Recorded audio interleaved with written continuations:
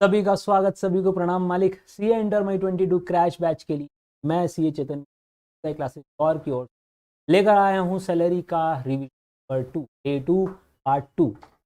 कल हमने बहुत सारे परक्विजिट्स और बहुत सारे अलाउंसेस का कैलकुलेशन सीखा था जो एग्जाम के लिए बहुत इंपॉर्टेंट। ध्यान रखने वाली बात क्या क्या है वो भी हम आज बची हुई परक्विजिट्स और रिटायरमेंट बेनिफिट्स कर रहे हैं। मोटर कार फैसिलिटी एक और बढ़िया परक्विजिट जो एग्जाम में वो लोग हैं। 4 क्वेश्चन को हमको अपने आप को आंसर देना होता है। पहला, कार किसकी, एम्प्लॉय या एम्प्लॉयर। सबसे पहले एग्जाम में ये ढूंढे car is owned by the company, नहीं, car is owned by the employee. फिर एक्सपेंसेस बॉर्न बाय एम्प्लॉय और एम्प्लॉयर, ये अगर कार एम्प्लॉय की है और एक्सपेंसेस एम्प्लॉयर ने बियर किए, क्या है ये? या तो कार का पर्पस तय कर लें, ऑफिशियल है तो कुछ भी टैक्सेबल नहीं, पर्सनल है तो जो एक्सपेंसेस एम्प्लॉयर ने बियर रिकवरी, और अगर पार्टली ऑफिशियल पार्टली पर्सनल पीओपीपी है तो ध्यान रखिएगा टोटल एक्सपेंस में से या 1,600 रुपये या 2,400 रुपये 1,800 और 2,400, या ड्राइवर दिया हुआ है क्वेश्चन में तो 900 रुपये शफर ड्राइवर के भी आप लेस करेंगे। 1,300 रुपीज़ का डाटा कब यूज़ करना है, जब सीसी कितने हो। तो हम चौथा चीज़ क्या देखते हैं, पर्पस के बाद हम देखते हैं गाड़ी का कैपेसिटी जो कई बार लीटर्स में भी दी हुई होती। 1600 सीसी से नीचे की गाड़ी हो तो 1,800 रुपये, इससे ऊपर की गाड़ी हो तो ध्यान रखना टोटल एक्सपेंसेस में से इसको डिडक्ट करना है। अगर गाड़ी किसकी है, कार किसकी है, car belongs to employee. Second part, अगर कार एम्प्लॉयर की है और एक्सपेंसेस दो लोग बियर कर सकते हैं, कौन कौन, पहला एम्प्लॉय दूसरा एम्प्लॉयर। एम्प्लॉय बियर कर रहा है और पर्सनल पर्पज है तो सुविधा किसकी मिली, सर कार मिला, कार की। तो हम क्या देखेंगे, car is either owned by the employer or car is either rented by the employer. Owned है तो हम क्या करेंगे sir, 10% per annum of original cost, formula ध्यान रखिए, 10% per annum of original cost ही आपकी टैक्स वैल्यू होगी। माइनस करना मत भूलना, रिकवरी को बैलेंस जो है वो आपका टैक्सेबल हो जाएगा। अगर रेंट पे किया हो तो क्या करना है, रेंट पेड जो है minus recovery is equal to balance taxable, ये ध्यान रखिएगा। तब जब कार किसकी हो, कार तो एम्प्लॉयर की है लेकिन expenses are borne by employee, तो हम जानते हैं फैसिलिटी में क्या मिला हमको, कार। इस कार की वैल्यू आपके लिए टैक्सेबल है। और अगर ये पीओपीपी है, पार्टली ऑफिशियल पार्टली पर्सनल, तो आइदर 1600 अगर 1600 सीसी या 1.6 लीटर से नीचे की गाड़ी हो, 900 अगर ऊपर की गाड़ी हो, और अगर क्वेश्चन में ड्राइवर दिया हुआ है तो 900 और ऐड करना। ध्यान रखना इसमें से कोई भी रिकवरी नहीं होगी। आखिरी क्वेश्चन जो एग्जाम में सबसे आता है कि car is owned by the employer and expenses also borne by the employer, गाड़ी भी उसकी, खर्चे भी। पीओपीपी में हम क्या करने वाले हैं और ओपी में क्या, सर ऑफिशियल में तो कुछ भी टैक्सेबल नहीं, पर्सनल में बोलो क्या करना है, सर कार की वैल्यू जैसे हमने यहाँ निकाली थी वो निकालना और एक्सपेंसेस की वैल्यू जोड़ना है, रिकवरी लेस करना, बच गया वो टैक्स। एग्जाम में आता है mostly, the company owns the car and provided to the employee, expenses also borne by the company, car is run partly for official and partly for personal purposes. तो mostly exam में ये वाला data आपको taxability के लिए, 1600 CC से नीचे की गाड़ी हो तो 1,800 रुपये पर मंथ टैक्सेबल है, से ऊपर हो तो 2,400, और क्वेश्चन बोल दे the driver is also there, the chauffeur is also provided with the car, तो 900 रुपीज पर मंथ इसकी ऐड करना है। ध्यान रखना यहाँ जब कार एम्प्लॉय की थी और एक्सपेंसेस एम्प्लॉयर बियर कर रहा था, हम ये वाला डाटा माइनस कर, एग्जाम में मोस्टली ये वाला कंसेप्ट। फिर ट्रांसपोर्ट फैसिलिटी अगर दी गई है एम्प्लॉय को तो एग्जम्प्ट होगी। साथ ही साथ लीव ट्रेवल कंसेशन में हमने सबसे इंपॉर्टेंट पॉइंट देखा, अच्छा टेलीफोन फैसिलिटी एग्जम्प्ट है, ध्यान रखिएगा, टेलीफोन अलाउंस टैक्सेबल है, टेलीफोन अलाउंस टैक्सेबल है, टेलीफोन एग्जम्प्ट है, फैसिलिटी है कि अलाउंस, ध्यान से देखिए। एलटीसी आपको अगर दिया गया तो किसको दिया गया, सर एम्प्लॉय को, या उसकी फैमिली मेंबर में कौन कौन आ गया, स्पाउस और चिल्ड्रन, है ना, ये 3 लोग। तो चिल्ड्रन कैसे सर, चिल्ड्रन के साथ साथ हम लेंगे बीएसपी वाले लोग भी, चिल्ड्रन स्पाउस प्लस बीएसपी, तो डिपेंडेंट ब्रदर सिस्टर और पेरेंट, इन सब का एलटीसी पे हुआ तो ध्यान रखना एग्जाम्शन कैसे, एम्प्लॉय की एग्जाम्शन है, उसकी स्पाउस की एग्जाम्शन है, और 2 चाइल्ड की एग्जाम्शन, 2 बच्चों तक की भी एग्जाम्शन है। लेकिन लेकिन लेकिन अगर 2 बच्चों से ज्यादा है तो थर्ड चाइल्ड का अमाउंट हम टैक्सेबल कर देंगे ना। 3 अलग अलग क्वेश्चन, मान लो एलटीसी दिया गया 15,000 एम्प्लॉय के लिए, 15,000 उसके स्पाउस के लिए, और 3 चिल्ड्रन के लिए दिया। चलो यहाँ एग्जाम्पल में 2 चिल्ड्रन, 2 चिल्ड्रन के लिए दिया गया सर सब कुछ एग्जाम, 2 चिल्ड्रन कोई टैक्सेबल नहीं। लेकिन यहाँ बोला गया 3 चिल्ड्रन के लिए दिया गया, आपको देखना उसमें से कोई ट्विंस तो नहीं है। अगर सपोज पहले ट्विंस हुए थे, then a single child was born, तो we will count it as 3, there are 3 children, 2 exempt, एक टैक्सेबल, तो 15,000 रुपीज टैक्सेबल हो जाएगा ये जो पर चाइल्ड था। 3 बच्चे का कितना हो रहा है, 15 इंटू 3 45, इसमें 2 चाइल्ड का एग्जाम, तो टैक्सेबल 3,000। लेकिन उल्टा हो जाए कि पहले एक सिंगल चाइल्ड था, then the twins they are born, इसको अभी भी मैथमेटिकली तो 3, इनकम टैक्स इसको 2 मानता है, अभी भी ये 2 चाइल्ड है, तो ये पूरा एग्जाम में सर मुझे कैसे समझ पड़ेगा कौन सा पहले कौन सा सिंगल। तो दादा आपको क्या देखना है, मालिक एज। वो अगर बोल दे पहले ट्विंस हुए थे जिनकी एज 5 साल है और फिर सिंगल चाइल्ड हुआ जिसकी एज 3 साल है, तो उन्होंने हिंट दे दिए कि कौन पहले हुआ था और बाद में, तो 5 साल वाले वो पहले हुए थे ऑब्वियसली। बोलिए मालिक। तो ये एलटीसी में ट्विंस का ध्यान रखिएगा, 2 चाइल्ड की एग्जाम्पशन है। 2 चाइल्ड गिनने का एक तरीका 1 + 1 = 2, दूसरा तरीका 1 + twins is also equal to 2। हाँ, अगर उल्टा हो जाए कि ट्विंस पहले हुए और फिर एक सिंगल चाइल्ड हुआ, we will count 2 children are exempt, 1 is taxable. ये एलटीसी का केस ध्यान रखिएगा। नेक्स्ट पार्ट हमारे पास है वो है ग्रेचुइटी। रिटायरमेंट बेनिफिट शुरू कर रहे हैं सेक्शन 10(10) से। रिटायरमेंट बेनिफिट में ग्रेचुइटी अगर ड्यूरिंग द सर्विस मिली always tax, government and non government employee both. Death के बाद मिली सर एग्जाम्प्ट। आफ्टर सर्विस आप रिटायर हुए, रिटायरमेंट के समय आपको ग्रेचुइटी मिली, तो आपको कैलकुलेशन करना पड़ेगा। गवर्नमेंट के लिए तो एग्जाम्प्ट है, लेकिन नॉन गवर्नमेंट के लिए हाँ डालनी पड़ेगी। It means whole amount is not exempt, यहाँ पे whole amount is exempt for government employee. Non government का ही आपको एग्जाम में इसीलिए पहले चेक करना। ग्रेचुइटी के केस में employee is covered under POGA payment of gratuity act और not covered under POGA. Question क्या बोलता है, mister Ram retires on 1 July 21 is covered under payment of gratuity act. तो भैया क्वेश्चन में वो ये भी बताएंगे कि वो एक non government employee, employed in TCS, non government employee, covered under POGA या नॉट कवर्ड अंडर पोगा, ये पहले चेक कर। अगर पोगा में कवर्ड है तो 3 स्टेप, इनमें से जो भी कम हो जाए वो अमाउंट एग्जम्प्ट हो जाएगा। और आप हमेशा जानते हैं amount received minus amount exempt is equal to amount. 3 step बोले, एक्चुअल अमाउंट रिसीव्ड पहली step, statutory limit 20 lakh minus अगर पहले कभी रिटायरमेंट लिया हो और पहले भी ग्रेचुइटी किसी पुरानी जॉब में ग्रेचुइटी की हो, उतना अमाउंट जितना पहले ही ऑलरेडी एग्जम्प्ट हो चुका वो लेस करेंगे अगर। और थर्ड है 15/26 into last month salary into CIO। Question है सर लास्ट मंथ सैलरी में सैलरी की डेफिनेशन होगी बेसिक प्लस DA। ये क्वेश्चन है हमारा, what do you mean by salary, basic plus DA। CYOS में सर ध्यान क्या रखना है, 6 महीने से ज़्यादा है अगर तो उसको हम फुल ईयर कंसिडर करेंगे, 6 मंथ से अगर कम है तो हम उसको इग्नोर कर देंगे। 25 ईयर 7 मंथ्स को 26 मानेंगे, 25 ईयर 5 मंथ को हम 25 ही। छोटी छोटी सी बातें आपको याद रखनी है, क्वेश्चन अधिकतर इसी बात को लेके होता है कि सैलरी का क्या है और CYOS क्या है। ये था पोगा का बहुत सिंपल सोबर फॉर्म। फिर आप अजम्पशन लेके भी मुद्दा आया सर नॉट कवर्ड में क्या करना है, पहली स्टेप सेम, दूसरी स्टेप, थर्ड स्टेप में चेंज। पहली स्टेप अमाउंट रिसीव्ड, दूसरी step statutory limit minus already exempt amount, और तीसरी स्टेप है 1/2 into average monthly salary into. Question आया सर सैलरी का मीनिंग क्या, सैलरी मतलब कौन सी वाली, HRA वाली सैलरी। क्या थी HRA वाली सैलरी थी हमारी basic plus DA, conditional plus come of term. ये था सैलरी का डेफिनेशन। मुद्दा आया सर एवरेज का मतलब क्या, सर पिछले 10 महीने की सैलरी आपको ली। Sir 10 months preceding 10 months from the date of retirement गिनने के 2 तरीके होते हैं। हम कौन सा लेंगे सर, 10 महीने अगर गिनना है, सपोज कोई रिटायर हुआ 15 जुलाई 21 को, हमने बोला immediately preceding the month of retirement मतलब जुलाई छोड़ देना, उसके अलावा पिछले 10 महीने लेना, मतलब जून 21, मई 21, अप्रैल 21, मार्च 21, फैब, जनवरी, दिसंबर 20 करना पड़ेगा। यस क्वेश्चन में आपको फाइनेंशियल ईयर 2021 का भी डाटा देके ताकि आप सैलरी कैलकुलेट।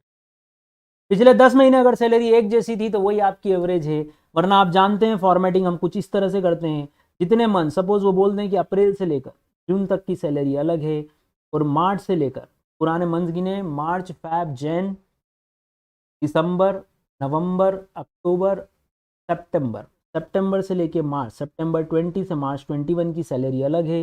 हम 2 बार कैलकुलेशन करेंगे, इन दोनों को ऐड करेंगे और फिर डिवाइड बाय 10 करके एवरेज सैलरी। गलती कहाँ होती है मालिक? गलती होती है एक तो सैलरी के फॉर्मूले में, पहली गलती। दूसरी गलती होती है पिछले 10 महीने गिनने में। अगर ये पोगा में कवर्ड नहीं है तो हमारा फॉर्मूला क्या है? Salary of 10 month immediately preceding the month of retirement. अगर आप रिटायर हुए हैं 15 जुलाई को तो ये मंथ छोड़ना पड़ेगा, 25 जुलाई तो भी ये मंथ छोड़ना पड़ेगा। काउंटिंग कहाँ से शुरू करेंगे? जून, मई, अप्रैल, इससे। बोलिए मालिक, ये जो एवरेज आएगा ये हम इस फार्मूले में रख देंगे। अब क्या बचा? सर अब बचा CYOS कंप्लीट ईयर में। ध्यान रखना इस केस में नॉट कवर्ड अंडर पोगा में फ्रैक्शन कंसिडर बिल्कुल ही नहीं। 25 ईयर्स 7 मंथ के बाद आप रिटायर हुए तो भी 25, 25 ईयर्स 5 मंथ तो भी 25, और 25 ईयर्स 360 20। तो मेन कैलकुलेशन आपको नॉट कवर्ड में इस बात का ध्यान तय है तो पिछले 10 महीने की सैलरी में कोई ना कोई जरूर शो करेंगे।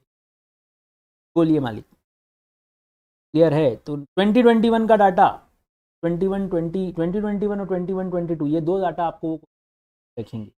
नेक्स्ट एक और क्वेश्चन कभी कभार आता है, वो है लिव सैलरी इनकैशमेंट। क्या फुल लेंथ क्वेश्चन में सैलरी के छोटे छोटे से ग्रेचुइटी और लिविंग, जब इस तरह के बड़े क्वेश्चन में ग्रेचुइटी आता है तो मोस्टली होगा वाला केस आता है। लिव इनकैशमेंट सेक्शन 10(10)AA क्या बोलना है? During the service always taxable, after the service एक गवर्नमेंट सर्वेंट तो फुल्ली एग्जाम। नॉन गवर्नमेंट का इसका मतलब हमको एग्जाम में क्वेश्चन, नॉन गवर्नमेंट को अगर लिव सैलरी इनकैशमेंट मिला तो इन 4 स्टेप में से जो भी कम होगा वो एग्जाम्ड है, तो टैक्सेबल कैसे निकलेगा मालिक? Amount minus exam amount. बोलिए दोस्तों, क्या फार्मूला है? 4 स्टेप रिपीट करें। पहला, लिव इनकैशमेंट एक्चुअली रिसीव। दूसरा, statutory limit 3 lakh minus any amount. पर पहले कभी लिव इनकैशमेंट आपने पहले भी रिसीव किया हो किसी जॉब को छोड़ते को यहाँ लेस करना, जो पहले कभी एग्जाम्पन हुआ था। लाइफ टाइम एग्जाम्पन फीस है।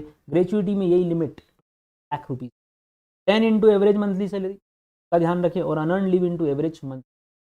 ये क्या होता है सर? यहाँ पे सैलरी का मतलब क्या? तो सैलरी का मतलब वही जो HRA में होता है। सैलरी तो अपनी सेम है, लेकिन एवरेज कैसे निकले ध्यान से देखें। अभी आपने देखा था इमीडिएटली प्रीसीडिंग द मंथ। यदि कोई 15 अक्टूबर 21 को रिटायर हुआ है, 15 अक्टूबर 21 को रिटायर हुआ होता है, हम ग्रेचुइटी के केस में इस तरह से 10 महीने, अगस्त, जुलाई, जून, मई, अप्रैल, मार्च, फैब, जनवरी, दिसंबर, ये था मंथ टू मंथ गिनना। एक होता है तारीख से तारीख, सनी देओल का डायलॉग। बोलो भैया, 15 अक्टूबर को अगर आप रिटायर हुए तो 15 अक्टूबर से 15 सितंबर, 15 सितंबर से 15 करते करते आप सितंबर से 15 तक पिछले 10 महीने गिनना है। तो ध्यान रखना, पिछले 10 महीने के लिए salary of immediately preceding 10 month from the date of retirement आपको लेना है डिवाइडेड बाय 10। ये आपकी एवरेज है। कैलकुलेशन में ध्यान क्या रखना है मालिक? मुझे 10 महीने गिनना है। अगर मैं बोलता हूं कि अप्रैल से सैलरी चेंज हुई, देखिए अप्रैल, मई, जून, जुलाई, अगस्त, सितंबर और 15 दिन अक्टूबर के, ये हम डेट टू डेट गिन रहे हैं। ये कितने हो रहे हैं दोस्तों? 6 मंथ 15 डेज। तो ऑब्वियसली इसके पहले हमको लेना है 3, हो गए 10 महीने। कैलकुलेशन में क्या ध्यान रखना है लिव इनकैशमेंट के? जब हम सैलरी निकालेंगे तो हम 2 हिस्सों में इस पार्ट को डिवाइड करेंगे। एक तरफ होगा 6 मंथ 15 डेज का कैलकुलेशन, एक तरफ होगा 3 मंथ 15। सपोज रिटायरमेंट जो हुआ है वो 16th को हुआ है, तो सर यहाँ 16 लेंगे तो ऑब्वियसली यहाँ 14 लेंगे। क्या मेरी बात आपको समझ पड़ी? टोटल 6 और 3 तो 9 हो ही रहा है। डेज का कैलकुलेशन आपको करना पड़ता है। वापस से देखिए, अगर आपका रिटायरमेंट कब हो रहा है? अगर आपका रिटायरमेंट हो रहा है, सपोज कोई नई तारीख ले लेते हैं, आपका रिटायरमेंट हो रहा है 18 अक्टूबर 2021 और आप लिव इनकैशमेंट का कैलकुलेशन कर रहे हैं, तो हम आएंगे यहाँ से 18 दिसंबर 20 तक। देख लें, जनवरी, फैब, जुलाई, अगस्त, सितंबर। देखें, एक महीना, 2 मंथ गिन लें, 1 2 3 4 5 7 8 9 9 महीने, तो 9 मंथ्स तो यही हैं बीच के। इधर अगर 18 दिन है तो ऑब्वियसली इधर 12 दिन ही होने चाहिए, क्योंकि 30 डेज का। तो क्या किया जाए मालिक? डेज गिनते समय ध्यान रखना, यहाँ अगर वो क्वेश्चन बोल दे अप्रैल से सैलरी चेंज हुई, अप्रैल मई जून जुलाई अगस्त सितंबर 6 मंथ 18 डेज अगर इधर आ रहे हैं तो यहाँ बचेंगे 3 मंथ्स 12 डेज, ऐसे करके 10 मंथ की। और क्या ध्यान रखना है सर? और हमको ये ध्यान रखना है कि जब हमें सैलरी निकालेंगे तो फॉर्मेट इस तरह का होगा, basic plus DA conditional plus commission as a percentage of turnover. जब ये दो कैलकुलेशन आप करते हैं, इन दोनों को टोटल लगाइएगा, डिवाइड बाय 10 कीजिएगा तो आपको एवरेज सैलरी। तो प्रॉब्लम किस में आती है? लिव इनकेशमेंट में। ये दो स्टेप तो बहुत सिंपल है, ये 10 इंटू एवरेज मंथली सैलरी लिखना भी सिंपल है, मेन वर्ड है एवरेज मंथली सैलरी नहीं। तो पहले सैलरी की डेफिनेशन वही अपनी कौन सी प्यारी सी HRA वाली। एवरेज कैसे गिनना है सर? डेट टू डेट, तारीख से तारीख। तो बस इस दिन का ध्यान रखिएगा, किस दिन रिटायर हुए वो इधर लेंगे अपन। मान लो क्वेश्चन बोल दे पिछले 10 महीने की सैलरी एक जैसी है, तो फिर एवरेज भी वही आएगा ना, ICI। ऑब्वियसली वो बोलेंगे अप्रैल में या मई में या मार्च में सैलरी चेंज हुई, ऐसा कुछ हो करेंगे। तो कैलकुलेशन इस तरह करना कि अगर इस तरफ 6 मंथ 18 डेज आ गए तो 10 महीने में से अगर आप ये लेस करोगे तो अब बचेगा 3 मंथ 12 डेज। बेसिक सैलरी कैसे निकलेगी सर? 2000 रुपये महीना अगर सैलरी है तो पहले 3 आ जाएगा और यहाँ आ जाएगा 2000 इंटू 6। देखो अब ये 12 दिन की सैलरी कैसे निकालोगे? तो 2000 डिवाइडेड बाई 30, 12 प्लस 2000 30 30 इंटू, और टर्नओवर कमीशन अगर दिया हो तो नहीं। अब आखिरी स्टेप हमारे पास है, एवरेज मंथली सैलरी के बाद हमारे पास बचता है अनअर्न्ड लीव। सबसे पहली स्टेप अनअर्न्ड लीव की क्या याद आनी चाहिए मालिक? अनअर्न्ड लीव का सबसे पहला स्टेप हमको याद आना चाहिए, वो है अनअर्न्ड लीव का फॉर्मूला। अनअर्न्ड लीव निकालते हैं हम total leave minus leave availed. बोलो क्या लिखते हैं हम? Total leave minus leave availed equal to unearned leave. Total leave कैसे निकालेंगे सर? CYOS इंटू, बोलो क्या फार्मूला? फार्मूला है या तो 30 डेज जो इनकम टैक्स एक्ट बोलता है, या लीव जो एम्प्लॉयर ने अलाउ की थी। फार्मूला लिख लेते हैं, या तो 30 डेज या leave allowed by M, whichever is less is less। बोलो क्वेश्चन अगर बोल दे कि 30 डेज तो इनकम टैक्स ने बोला एम्प्लॉयर आपको 25 डेज ही देता था, हम CYOS का 20 डेज से मल्टीप्लाई करेंगे तो हमारी आ जाएगी टोटल लीव जो उसकी पूरी सर्विस के दौरान इकट्ठा हुई। क्वेश्चन बोल दे कि एम्प्लॉय इनकम टैक्स तो 30 डेज देता है लेकिन एम्प्लॉयर 45 डेज दे रहा है या 60 डेज दे रहा है, तो हमारे लिए विच एवर इज लेस क्या है? 30। CYOS गिनने का तरीका बहुत सिंपल है। CYOS में आपको फ्रैक्शन हमेशा अवॉइड करना है, तो अगर बोल दें 25 साल 11 महीने 25 साल 11 महीने 29 दिन तो भी हम बोलेंगे 25 साल 364 दिन, तो भी 25 साल, इग्नोर द फ्रैक्शन जो हम नॉन पोगा में करते थे। तो अगर वो बोलते हैं 30 साल 10 महीने बाद रिटायर हुए तो हम CYOS कितना लेंगे? 30 into number of days multiply करना कि हर साल की लीव कितनी आपकी टोटल आएगी, इकट्ठा होगी, एक्यूमुलेट कितनी हो, उसमें से कितनी आप ड्यूरिंग द सर्विस ले चुके हो वो लेस कर देना। ड्यूरिंग द सर्विस की लीव ऑलरेडी क्या हो चुकी है? टैक्सेबल। जो बच जाएगी वो कहलाएगी अनअर्न्ड लीव। को डिवाइड करिएगा 30 डेज से तो आ जाएगा आपका मंथ और ऑफ मंथ।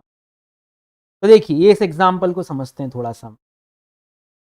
क्वेश्चन बोलता है कि राघव एक एम्प्लॉई है ग्लोब लिमिटेड का जो रिटायर हुआ 1 जनवरी 21 को। कितने साल की सर्विस के बाद? 16 साल और 7 बाद। लिव इंगेजमेंट का उसको कितना पैसा मिला? 8 लाख रुपया मिला। तो हमारी आखिरी स्टेप फुलफिल हो गई। यहाँ पे आ जाएगा 8 लाख रुपीज़, यहाँ आ जाएगा 3 लाख रुपीज़। दो स्टेप अपने को निकालना है एवरेज मंथ। फॉर्मूला बोले सैलरी का, सैलरी का फॉर्मूला मालिक क्या आएगा? सैलरी का फॉर्मूला है basic plus DA conditional plus percentage of turnover का commission as percentage of turnover. देखें पिछले 10 महीने की सैलरी कब रिटायर हुआ मालिक? वो 1 जनवरी को। अभी तो हमारे पास राउंड फिगर आ गया दिसंबर, मार्च से लेकर दिसंबर तक का आपको कैलकुलेट। 1 जनवरी रिटायर हो गया ना। बोलिए मालिक बोलिए, सैलरी कितनी कितनी थी उसकी? Eight the time of retirement he was getting a salary of 6000 per month, और उसको इंक्रीमेंट मिला था 500 रुपये का with effect from 1 July 21। 1 July 21 क्या करेंगे सर? 10 महीने की सैलरी है तो जब रिटायर हुआ तब 6000 रुपये थी। इंक्रीमेंट कब से हुआ? जुलाई से, तो अगस्त से दिसंबर यहाँ आ जाएगा और मार्च से जुलाई यहाँ आ जाएगा। यहाँ की ना बोलो मालिक, है ना। फिर यहाँ अगर 6,000 रुपये थी तो अगस्त सितंबर अक्टूबर नवंबर दिसंबर इंटू 5 करेंगे हम, और यहाँ 5 मंथ्स की हो गई 5,500। क्वेश्चन में ध्यान से देखिएगा, बोला गया इंक्रीमेंट 500 का जो हुआ 1 जुलाई 21 से हुआ। आज अगर सैलरी 6,000 है, इसका मतलब जुलाई से पहले सैलरी 5,000। बोलो मालिक। तो ये हम निकालेंगे इसकी सैलरी। डीए दिया हुआ है क्या क्वेश्चन में? देखो डीए नहीं दिया हुआ है, तो बस ये सिंपल कैलकुलेशन है, अभी तो डीए वगैरह कुछ है नहीं। ये आ जाएगा आपका 5,500 is equal to 27,500 plus 30,000, 37,510 is equal to 5,750। बोलिए मालिक। इस तरह हम ये कैलकुलेशन कर सकते हैं, नहीं आएगी। अब आखिरी स्टेप है अनअर्न लीव। तो देखो उसका एम्प्लॉयर उसको कितने दिन का लीव देता है? 40 दिन का। हमारा फार्मूला लगाओ भैया यहाँ। कंप्लीटेड ईयर ऑफ सर्विस कितना लेना है सर? 16 ईयर्स इंटू 30 डेज और 40 days which ever is less, तो सर 30 डेज। टोटल लीव हो गई 480। उसने कुछ लीव अवेल की है क्या ड्यूरिंग द सर्विस? सर नहीं की, तो हमारे पास अनअर्न लीव बची 480। इसको मंथ में कन्वर्ट करें तो कितने? 16 मंथ।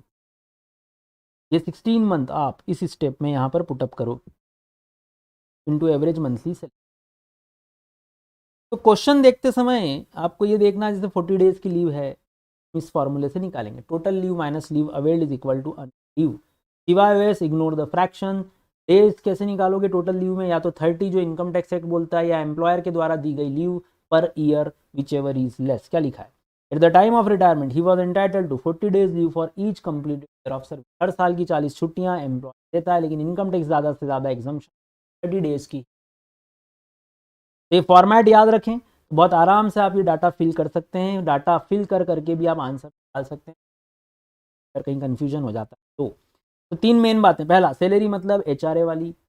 एवरेज मतलब डेट टू डेट। बोलो, ये प्योर मैथमेटिक्स है। अनअर्न लीव मतलब total leave minus leave availed. Total leave कैसे निकलेगी? CYOS इनटू 30 डेज या leave allowed by employer whichever is less. 4 step leave encashment में आपको ध्यान रखना पड़ेगा। नेक्स्ट आता है दोस्तों पेंशन। पेंशन 2 तरह की होती है, एक अनकम्यूटेड और एक कम्यूटेड। का मतलब है मालिक मंथली पेंशन, जो हमेशा हर एक के लिए टैक्सेबल है for all the employees either government either non. तो जब भी पेंशन आ जाए ध्यान रखना अनकम्यूटेड तो सबके लिए टैक्सेबल है, अनकम्यूटेड तो सबके लिए टैक्सेबल। अब बची कौन सी? कम्यूटेड। कम्यूटेड अगर गवर्नमेंट एम्प्लॉय को मिल रही है तो फुल्ली एग्जम्प्ट है, नॉन गवर्नमेंट को मिल रही है तो कुछ पार्ट एग्जम्प्ट पार्ट टैक्सेबल है।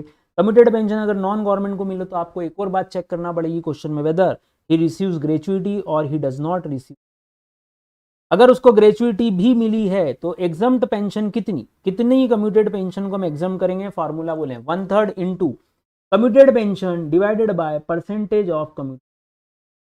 क्वेश्चन बोल रहा है, अगर ये देखिए क्वेश्चन बोल रहा है अगर कि उसने 3/5 पेंशन निकाल ली, 3/5 मतलब कितना? 60%। रिटायर कब हुआ सर? 1/5/20 को उसको पेंशन मिलना शुरू हुई पर मंथ। ये क्या कहलाएगी सर? ये अनकम्यूटेड। हमने यहाँ मंथ लिख लिया, मई जून जुलाई अगस्त सितंबर। यहाँ तो उसको मिला 1500 इंटू 5 से अनकम्यूटेड। अक्टूबर में उन्होंने पैसा बाहर कर लिया, अक्टूबर में उन्होंने पैसा बाहर कर लिया। अक्टूबर 21 में कितना पैसा बाहर हुआ कम्यूटेड का? 90,000 बाहर हुआ। ये कितना परसेंट है? 60%। क्या कैलकुलेशन होगा सर? एक तो ये अनकम्यूटेड पेंशन 5 महीने की तो ही। अब मुझे बताओ क्या यहाँ अनकम्यूटेड पेंशन लेस नहीं होगी अक्टूबर से? सर पहले 3/5 मिल रही थी, अब 2/5 ही बचेगी, मतलब 40%। तो 1500 का 40% ही आपको रिसीव होगा इनटू अक्टूबर नवंबर दिसंबर जनवरी। देखिए आराम से 1500 का 40% ही अब रिसीव होगा, क्योंकि आपने एक हिस्सा बाहर कर लिया है कम्यूट के तौर पर। In the form of commuted pension you withdrawn 60% of the total. ये 60% तो कम्यूटेड है। अनकम्यूटेड गिरेगी या नहीं गिरेगी? सर पहले 1500 मिल रहे थे, 1500। तो भैया ये तो हो गई अनकम्यूटेड, ये भी हो गई अनकम्यूटेड। अब कम्यूटेड का क्या करें? इस 90,000 में कितना एग्जाम कितना टैक्सेबल? क्वेश्चन अगर बोलता है कि इसको ग्रेचुइटी नहीं मिली और क्वेश्चन बोलता है ग्रेचुइटी मिली। ग्रेचुइटी अगर नहीं मिली है तो फार्मूला है 1/2 इंटू कम्यूटेड पेंशन, कितनी है? 90,000 डिवाइडेड बाय परसेंटेज 60%, इसका 1/2 करना है। देखिए करा है यहाँ पर हमने 90,000 डिवाइडेड बाय 60% इंटू 1/2। बोलिए मालिक, ये आ जाएगा आपका कम्यूटेड पेंशन, जो कि क्या है, एग्जम्प्ट है। जो क्या है, एग्जम्प्ट है। टैक्सेबल कैसे निकालोगे sir? Amount received 90,000 minus amount exempt equal to amount taxable. बोलो आया ना? जैसे यहाँ 90,000 रुपये हमने करा, ये अमाउंट रिसीव्ड है। यह आपका कितना आ रहा है? 75,000। 75,000 आपका अमाउंट एग्जम्प्ट है, तो टैक्सेबल कितना हुआ? 15,000।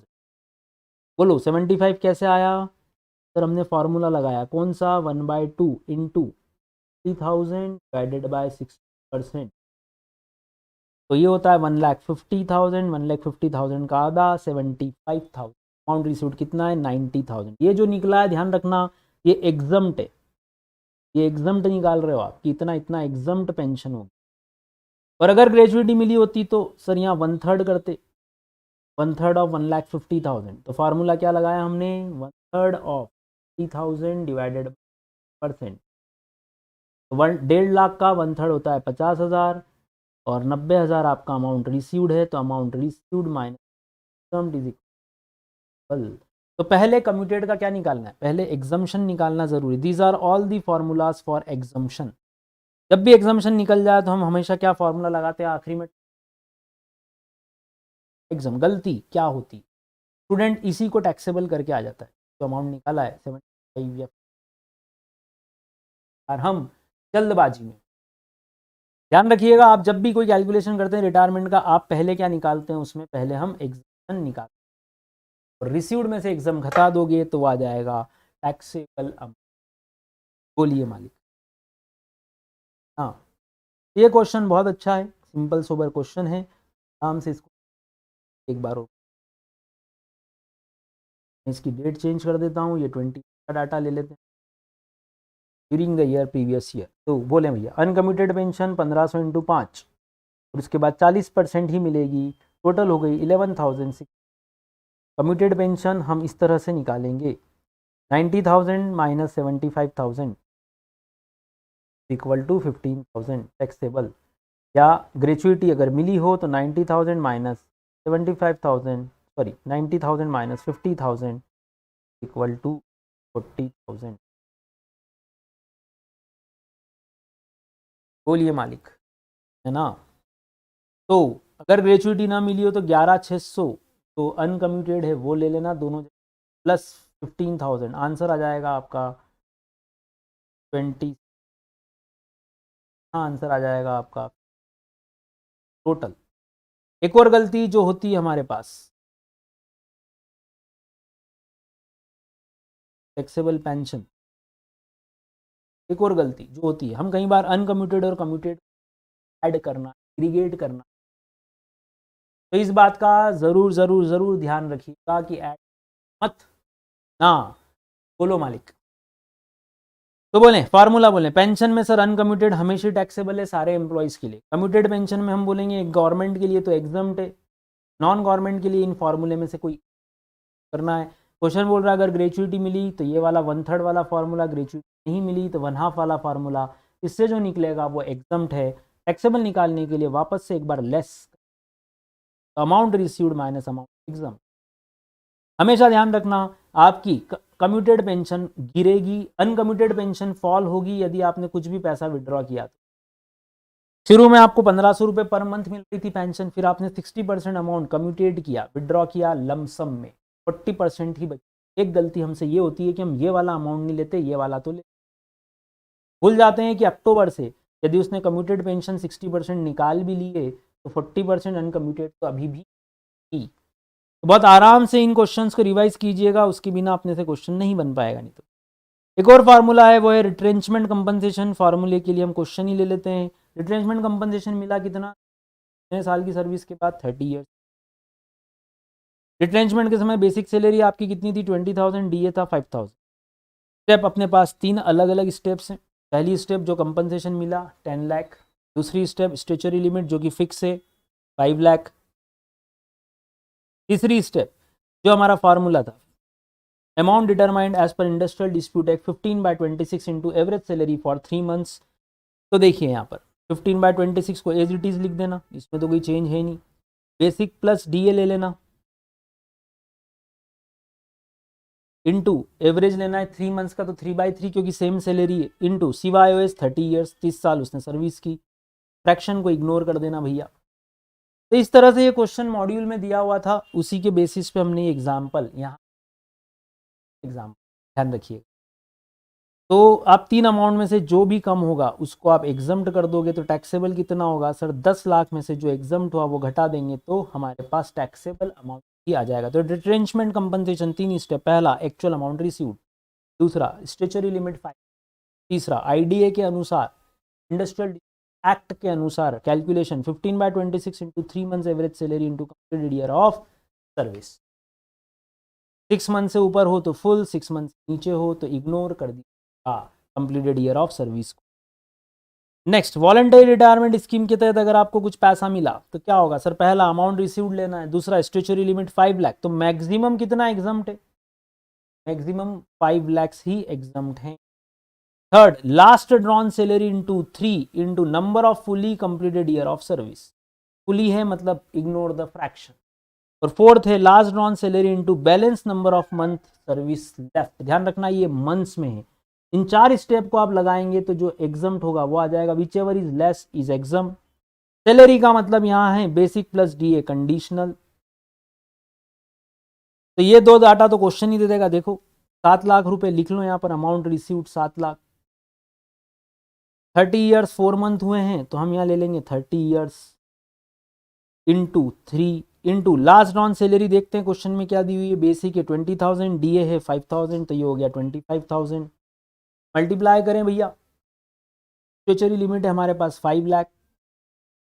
तो पहले दो डाटा तो बड़े इजी हैं VRS के, अमाउंट एक्चुअली रिसीव्ड और स्टेचुरी लिमिट 5 लाख। थर्ड है last on salary into 3 into number off fully completed year of.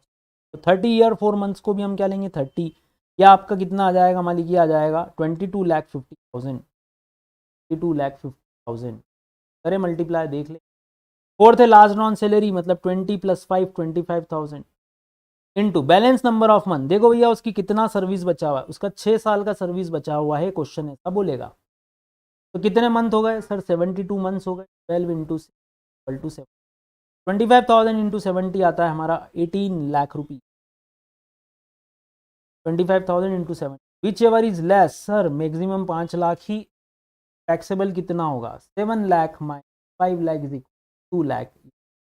Amount received minus amount exam के लिए आपको देना पड़ेगा वर्किंग। तो छोटा सा क्वेश्चन कभी VRS का आ जाए 2 मार्क्स, बहुत सिंपल है। कभी कभार ये लोग पूछ लेते हैं। 4 स्टेप्स का आपका फॉर्मूला है, list of the following. Next आखिरी पार्ट हमारा वो है इंपॉर्टेंट प्रोविडेंट फंड। इसमें SPF में तो हर चीज एग्जाम्प्ट, इसलिए ये नहीं पूछते। RPF के ऊपर जरूर। RPF में आपसे क्या पूछा जाता है, ध्यान। स्टेचुरी प्रोविडेंट फंड जैसा हम सभी जानते हैं, इसमें एम्प्लॉयर्स कंट्रीब्यूशन फुल्ली एग्जम्प्ट है, उसका इंटरेस्ट भी फुल्ली एग्जम्प्ट, और एम्प्लॉय कंट्रीब्यूशन 80। विड्रॉल के समय भी ये पूरा पैसा एग्जम्प्ट है, तो मोस्टली इसीलिए आपसे ही नहीं जाता। अगर SPF का क्वेश्चन आएगा तो आप लिख दोगे एम्प्लॉयर कंट्रीब्यूशन। इसीलिए आपसे पूछा जाता है रिकॉग्नाइज्ड प्रोविडेंट फंड। क्यों? क्योंकि इसमें कुछ कैलकुलेशन आप, एम्प्लॉयर कंट्रीब्यूशन कहाँ तक एग्जम्प्ट है मालिक? 12 से ऊपर गया अगर, तो वो आपकी ग्रॉस सैलरी में। जैसे कि सैलरी का मतलब आपका एक तो वापस कौन सा? HRA वाला। सपोज आपकी basic plus DA conditional plus percentage of turnover का कमीशन मिलाकर अगर आपकी सैलरी आ रही है और एम्प्लॉयर कंट्रीब्यूट कर रहा है 70,000, हम क्या बोलेंगे सर? 70,000 अगर एम्प्लॉयर ने दिया तो हम इसका 12% ही अलाउ। एग्जम्प्ट बैलेंस जो है आपको ग्रॉस सैलरी ऐड कर। पहला केस। दूसरा केस, अगर क्वेश्चन बोल दे कि एम्प्लॉयर 20% ऑफ सैलरी का कंट्रीब्यूट करता है, तो हम बोलेंगे सर 20 - 12 इज इक्वल 8%। 5 लाख का 8% जो है आप क्या कर देंगे? आप इस ऐड कर देंगे सैलरी में। तो बताएं कैसे देंगे क्वेश्चन वो आपको? या तो वो आपको रुपीस दे देंगे, जैसे कि मैंने यहाँ रुपीज़ दे दिया, 70,000 रुपीज़ एम्प्लॉयर कॉन्ट्रीब्यूशन है टुवर्ड्स आरपीएफ। क्या करोगे सर, आप उसकी सैलरी का 12% डालोगे कि कितने रुपए आ रहे हैं, वहाँ तक का एग्जम्प्ट, बाकी का हो सकता है क्वेश्चन रुपए की जगह, रुपीस की जगह आपको परसेंटेज दे दे कि एम्प्लॉयर कॉन्ट्रीब्यूट 20% ऑफ सैलरी, तो आप 20% ऑफ सैलरी निकालना, उसकी जगह ये भी कर सकते हैं कि 20 minus 12 is equal 8% of included gross salary. तो 12% वाला रूल ध्यान रखिएगा, इन एक्सिस ऑफ 12% जो भी होगा it will be added in the salary of. अच्छा, कई बार वो क्या करते हैं, कई बार वो ये बोल देते हैं कि 20% of basic salary he employer ने कॉन्ट्रीब्यूट, ये उनका डाटा है, ये हमारा डाटा नहीं है। इनकम टैक्स इसका 12% तक एग्जम्प्ट कर। तो क्वेश्चन बहुत ध्यान से पढ़िएगा कि कितना अमाउंट है, कौन सा अमाउंट पे आपको कैलकुलेशन करना है। अब इस पे आने वाला इंटरेस्ट 9.5% तक का इंटरेस्ट एग्जम्प्ट है। क्वेश्चन बोलेगा आपसे under RPF interest received is ₹18,000 at the rate 18%। तो आप ध्यान रखना ये 18,000 18% 9.5% तक चलेगा, बचा हुआ 8.5 टैक्सेबल होगा। कैसे निकालेंगे, 18,000 डिवाइडेड बाय 3% इंटू 8.5। 8.5 कहाँ से आया सर, 18 एम्प्लॉयर का कॉन्ट्रीब्यूशन है, 9.5 तक इनकम टैक्स आप असम्पशन देता है, तो बैलेंस बचा 8 पॉइंट। ध्यान रखिएगा, तो 9.5% excess over 9.5% is included in the salary. Employee का कॉन्ट्रीब्यूशन आप डिडक्शन में 5 साल के बाद अगर कुछ भी अमाउंट विड्रॉ करोगे तो ये पूरा का पूरा एग्जम्प्ट हो। यूआरपीएफ क्या होता है मालिक, जिसमें कुछ भी अभी तो टैक्सेबिलिटी नहीं है at the time of retirement. जब आपको कंट्रीब्यूशन मिलेगा तो एम्प्लॉय का खुद का कंट्रीब्यूशन तो एग्जम्प्ट है, रिटायरमेंट के समय विड्रॉल के समय आपको अगर पैसा मिला यूआरपीएफ से तो इंटरेस्ट जो एम्प्लॉय का कंट्रीब्यूशन था वो टैक्सेबल होगा अंडर आईएफओएस, और एम्प्लॉयर का कंट्रीब्यूशन और उस पर आने वाला इंटरेस्ट टैक्सेबल होगा अंडर दी हेड सैलरी। तो आप बोल सकते हैं हमारे पास 4 अमाउंट है, एम्प्लॉय का कंट्रीब्यूशन, एम्प्लॉयर का कंट्रीब्यूशन, पे आने वाला इंटरेस्ट और इस पे आने वाला, ये दोनों जाएंगे सैलरी हेड में, ये जाएगा अदर सोर्स, ये हो जाएगा दम। तो इस बात का आपको विशेष रखना है।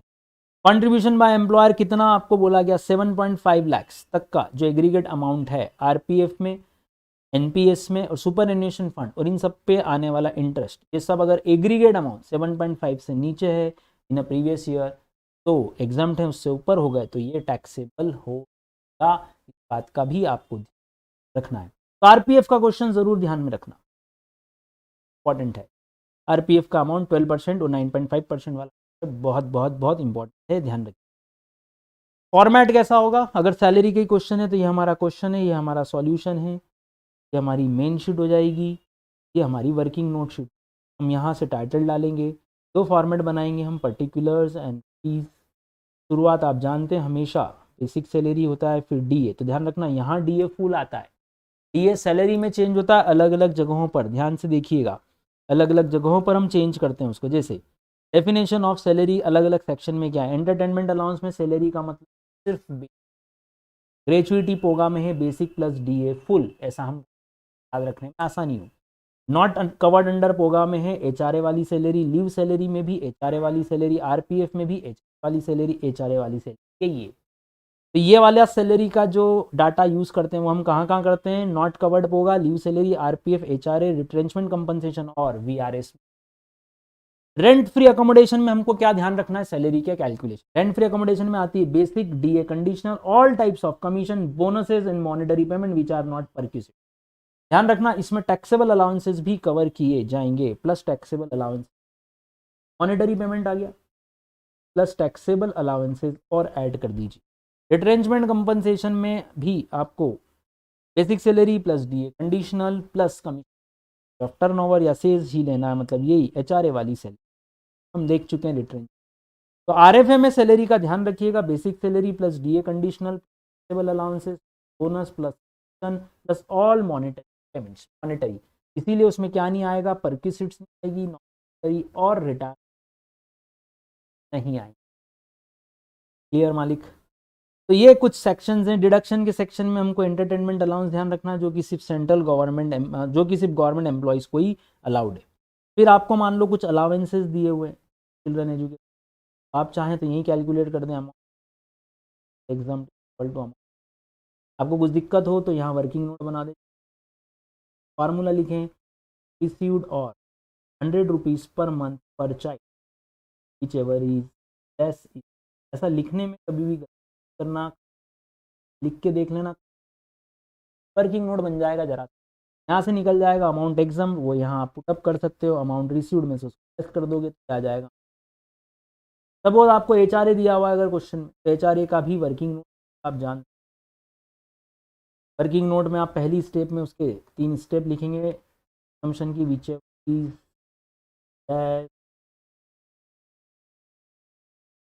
फिर अमाउंट एग्जाम 1, अमाउंट रिसीव्ड 2 और अमाउंट टैक्सेबल 2। इसी के नीचे फॉर्मेट में सैलरी की डेफिनेशन ही आ जाएगी। इस तरह से हम आगे बढ़ते हैं। परक्विजिट है तो उसका कैलकुलेट कर देते हैं, मोटर कार है तो उसका यहाँ ब्रैकेट में भी हम शो कर सकते हैं। लास्ट कंसेप्ट एक और जो कभी कभार एग्जाम में आता है, आपके मॉड्यूल का लास्ट क्वेश्चन, वो है arrears of salary under section 89(1). 89(1) की अगर कोई सैलरी का क्वेश्चन आ जाए आप एरियर्स का, क्या करना है सर? एक तो आपका करंट ईयर रहेगा उसमें की सैलरी, प्लस वो बोलेंगे जैसे असेसमेंट ईयर 17-18 मतलब प्रीवियस ईयर 16-17 का आपको अरियर्स मिला, वो इस साल का आपको क्या दे के रखेंगे। अब बताएं प्रॉब्लम क्या है, फॉर्मेटिंग कैसे होगी? सर फॉर्मेटिंग में हम एक कॉलम बनाएंगे पर्टिकुलर्स का, पर्टिकुलर्स के बाद हम एक तरफ लिखेंगे सैलरी रिसिप्ट बेसिस पे अगर आती तो क्या होता, और ड्यू बेसिस के 2-2 कॉलम बनेंगे। याद कीजिए हमने क्लास में पढ़ा था, एक आपका करंट असेसमेंट ईयर 22-23, एक आपका असेसमेंट करंट ईयर की सैलरी आ जाएगी। एक तो यहाँ जो भी करंट ईयर सैलरी इस साल है और इस साल, प्लस आप ऐड करेंगे एरियर्स। पहला एरियर्स आप किस पे ऐड कर रहे हैं? रिसिप्ट बेसिस पे ऐड कर रहे हैं। ये टोटल आ जाएगा यहाँ पर, इन दोनों पे आप निकाल लेंगे टैक्स और इन दोनों को कर देंगे ऐड, कि अगर रिसिप्ट बेसिस पे देखें तो इतना टैक्स हमारा बनता। अरियर्स निकालने के लिए आपको सेकंड स्टेप में ड्यू बेसिस पे लेना पड़ेगा। ड्यू बेसिस का मतलब आप बोल रहे हो सर असेसमेंट 22-23 में सिर्फ करंट ईयर की सैलरी ले लो, फिर 17-18 उस साल जितना पैसा मिला था प्लस एरियर्स ऐड कर दो। ड्यू बेसिस पे लें इस साल का सैलरी, एरियर किस साल का है 7, दोनों का वापस से सैलरी निकाल लें, दोनों के ऊपर टोटल टैक्स निकाल लें। टैक्स कौन सा लगा लो, किस रेट से सर करंट ईयर की स्लैब तो हमको मालूम है 0 to 2.5 या 0 to 3 या 0 to 5 एज द केस में, 0 to 2.5 भी अप्लाई होती है, 2.5 से 5 ये वाली स्लैब।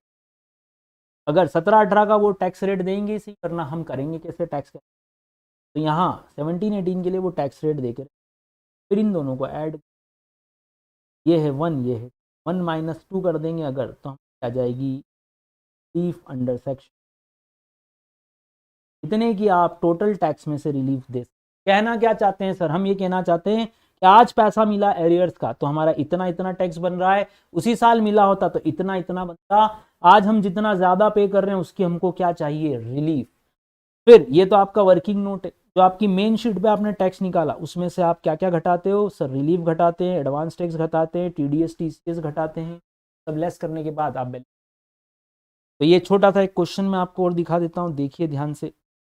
जैसे कि क्वेश्चन ऐसा बोल रहा है कि अशोक कुमार को 31 मार्च 22 में ड्यूरिंग द ईयर सैलरी कितनी आई 2022 में 525, 16-17 का सैलरी था 40 और उनको अरियर मिला 4 लाख। ये तो हर एक साल की सैलरी हो गई, ये था अरियर।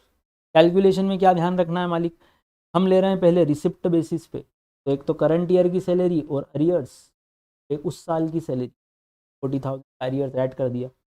ड्यू बेसिस पे लेंगे तो 17-18 असेसमेंट ईयर में हम इसको कर रहे हैं, दोनों की सैलरी निकाल के ये दोनों का टैक्स निकाल लिया। टैक्स के लिए हमेशा क्वेश्चन में आपको उस साल के क्या दे के रखेंगे, वो रेट्स दे के रखेंगे। भैया प्लीज स्लैब लगाने में गलती नहीं हो, स्लैब लगाने में जैसे उस साल का क्या था 0 to 2.5 2.5 टू नेक्स्ट 2.5 10, तो ये जो भी रेट क्वेश्चन में आप वो अप्लाई कर दें। दोनों का आपने टैक्स निकाला, ये रिसिप्ट बेसिस का टैक्स है जिसका टोटल आ रहा है आपका ड्यू बेसिस का, रिसिप्ट बेसिस का टोटल आ रहा है 40, 90 ड्यू आ रहा है 890, आप गवर्नमेंट से बोल रहे हो मालिक 4 कर रहे हैं इतने कि हमको रिलीफ दे दी जाए। ये जो रिलीफ है ये आपके एक्चुअल टैक्स में से लेस होगी। एक्चुअल टैक्स कितना है जो आपने निकाला 26,520 अपना डाटा है, जैसे यहाँ पर ये एक्चुअल टैक्स है आपका ये वाला, एक्चुअल टैक्स में से ही आप ये रिलीफ लेस करो। क्यों? क्योंकि भैया अरियर्स रिसिप्ट बेसिस पर है, लेकिन असेस था हमसे रिलीफ क्यों मांग रहा था? उसका कहना था अगर ये मेरे को उसी साल मिले शायद टैक्स कम होता, आज मिले हैं तो टैक्स ज़्यादा।